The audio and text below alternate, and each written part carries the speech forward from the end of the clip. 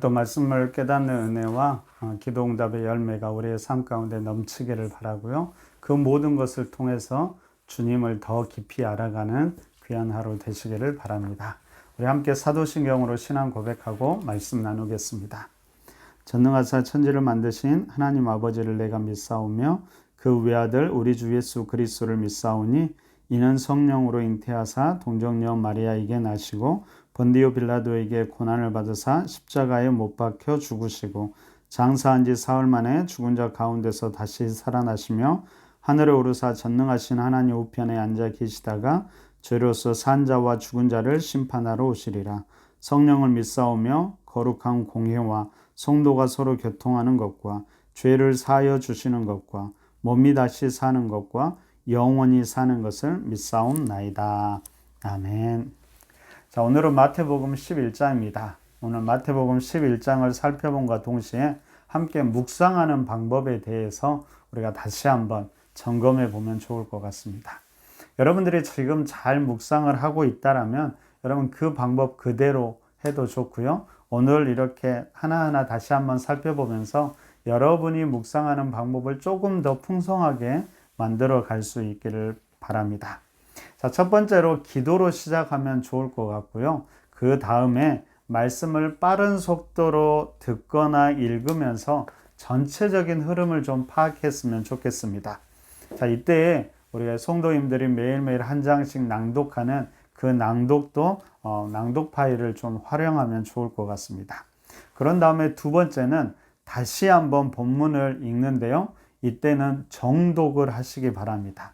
내용을 세밀하게 파악하는 것으로 여러분이 좀 무엇인가 기록하면 훨씬 더 이해하는 데 도움이 될 것 같습니다.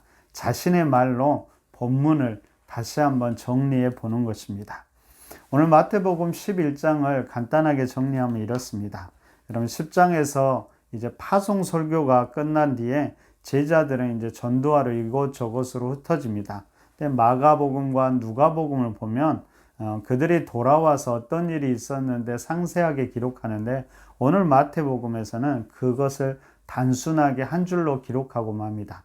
자, 1절을 보십시오. 예수께서 12 제자에게 명하기를 마치시고 이에 그들의 여러 동네에서 가르치시며 전도하시려고 거기를 떠나가시니라.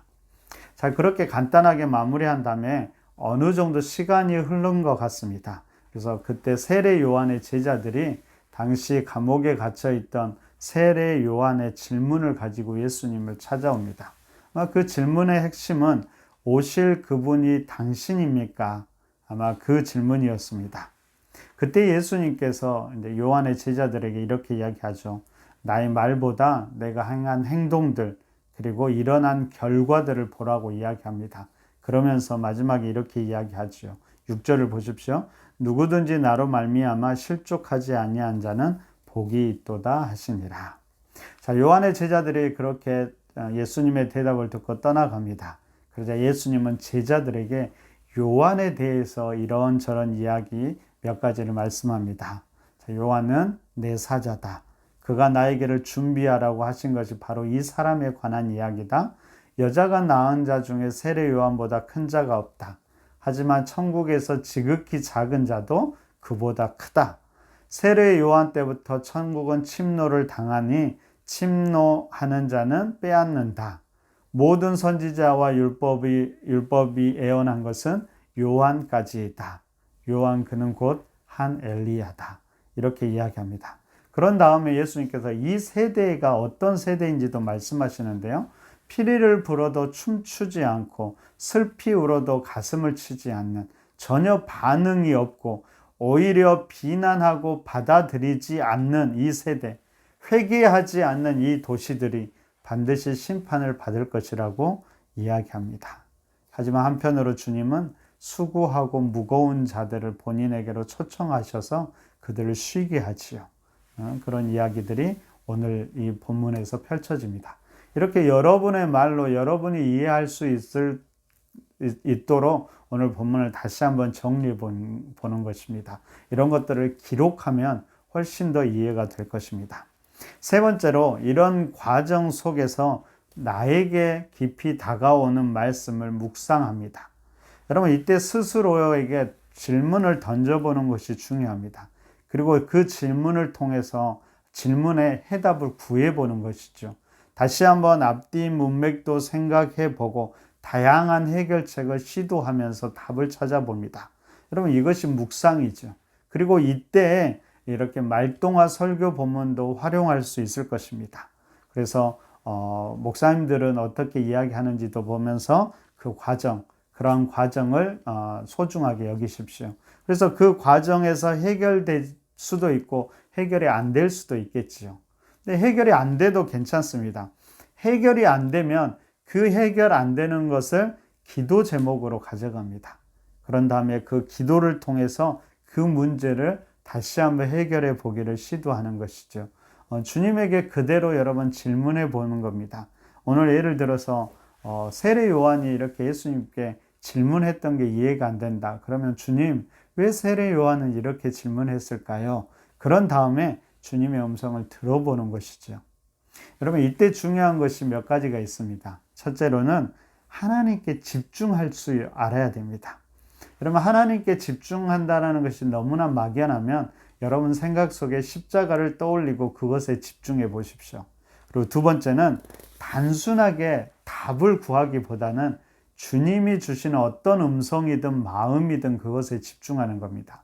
내가 이런 질문을 했어요? 그러면은 그 답만 찾으려 하지 말고 그 질문을 통해서 주님이 나에게 깨닫기 원하는 것은 무엇인지, 주시고 싶은 마음은 무엇인지, 그리고 내가 하기를 원하는 것은 무엇인지, 이런 것들이 사실 그 답을 찾는 것보다 훨씬 더 중요하다는 것입니다. 근데 여러분, 그런 마음과 생각, 음성이 들릴 수도 있고 안 들릴 수도 있겠죠. 안 들려도 괜찮습니다. 그러면은 다시 한번 주님께 묻고 또 기다려 보는 것입니다.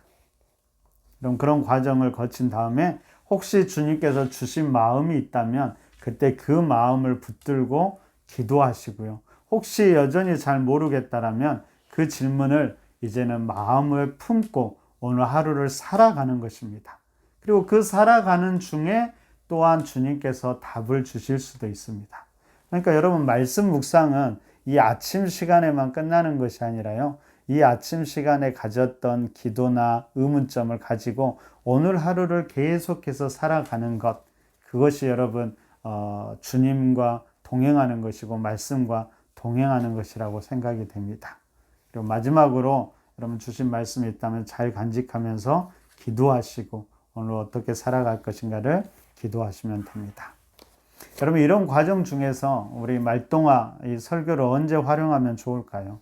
아까 말씀했던 세 번째 활용해도 좋을 것 같고요. 사실 그것이 아니더라도 모든 과정에서 활용할 수가 있습니다.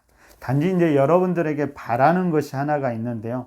그것은 이 말동화 설교와 여러분의 개인 묵상이 좀 균형을 이루었으면 좋겠다라는 바람입니다.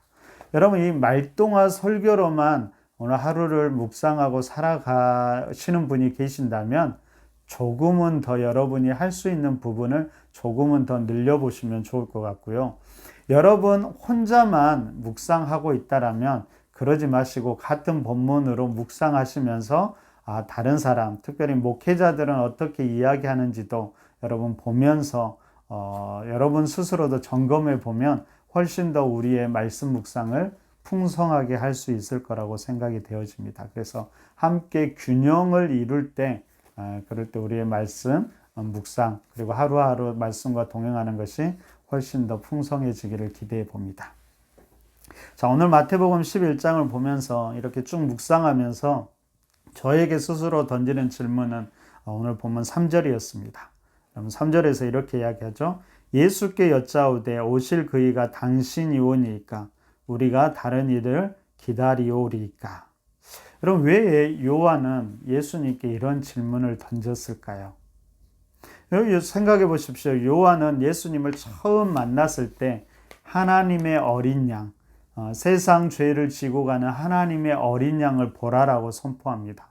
뿐만 아니라 그 예수님께 세례 요한은 세례를 베풀었지요. 세례를 베풀면서 성령이 비둘기처럼 임하는 것도 보았을 거고요. 아마도 하나님이 이는 내 사랑하는 아들이라는 그렇게 말씀하시는 음성도 들었을 것입니다. 나름 예수님이 누구인지에 대해서 어느 누구보다도 가장 강한 확신을 가졌던 이가 바로 세례 요한이었을 것입니다. 그런데 그가 지금 예수님에 대해서 다시금 질문하고 있습니다. 왜 그랬을까요? 아마도 지금 요한이 처한 상황, 아마 감옥에 갇혀 있는 이 상황에 영향을 주었을 것 같습니다. 분명히 예수님을 믿고 본인이 예수님을 선포했음에도 불구하고, 본인이 옳은 일을 했음에도 불구하고 지금 감옥에 있는 이 현실이 어쩌면 요한에게도 받아들이기가 쉽지는 않았던 것 같습니다. 그러면 이렇게 보면 세례 요한도 분명히 훌륭한 사람이고 예수님의 길을 예비한 선지자였지만, 그럼에도 불구하고 그가 한 연약한 인간임을 보게 됩니다. 여러분, 우리도 그럴 때가 있지요. 분명히 예수님의 사랑, 그리고 예수님의 힘과 능력, 전능성을 우리가 분명히 믿고 확신합니다. 그런 예수님을 분명히 우리가 믿고 확신하지만, 때때로 우리의 삶 가운데 그런 예수님이 느껴지지 않고 경험되지 않을 때는 끊임없이 흔들리는 것이 우리의 현실입니다. 여러분, 목사라고 안 흔들릴까요? 아닙니다. 목사도 때때로는 흔들릴 때가 많이 있다라는 것입니다. 우리 자신뿐만 아니라 세상을 볼 때, 악이 선을 이기는 것처럼 보일 때, 선이 여전히 고난당하는 것처럼 보일 때, 세상 일이 전혀 이해되지 않는 것처럼 안 되는 일들이 일어날 때, 그때 우리의 마음속에 불쑥불쑥 의심이 솟아납니다. 근데 여러분, 이 마음을 잘 살펴보면 여러분, 그 마음 속에는 내 생각과 내 마음으로 예수님을 한정시키려는 것이 있습니다. 그러니까 내 생각과 내 마음으로 이해되고 판단될 때만 예수님을 믿고 확신하는 것이죠. 여러분, 이것은 근본적으로 내가 훨씬 더 예수님보다 크다라는 그런 알게 모르게 그런 마음이 있다는 것을 우리는 깨닫게 됩니다. 여러분, 그렇습니다. 여러분, 예수님은 우리보다 훨씬 더 크신 분임을 우리는 인정할 수 있어야 합니다.